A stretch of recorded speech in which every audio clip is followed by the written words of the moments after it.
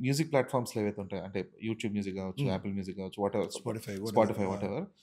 Credits అనేది add చేయడానికి కూడా music industry is not opening the gates. అది నిజమేనా? ఎంతవరకు కరెక్ట్ అది?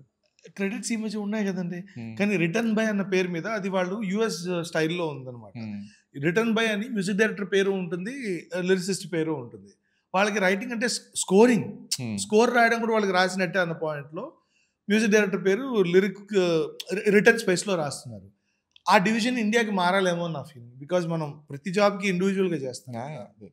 ఇక్కడ వాగ్గేయకారులు తక్కువ. హ్మ్. అది పాయింట్. ఒక్కొక్క జాబ్‌కి ఒక్కొక్కళ్ళు ఇండివిడ్యువల్‌గా ఉన్నారు గాబట్టి, అలా క్రెడిట్స్ ఇస్తే బెటర్ అని నా ఫీలింగ్.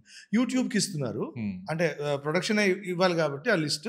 అలా ఇస్తున్నారు గానీ, స్పాటిఫైలో మీకు అలా రావు. రిటర్న్ బై అని ఒకటి ఉంటుంది. ఆళ్ళకి బేసిక్ ఫార్మాట్. వరల్డ్ వైడ్ ఒకటే ఫార్మాట్ గాబట్టి, అది అలా హ్మ్. వస్తది.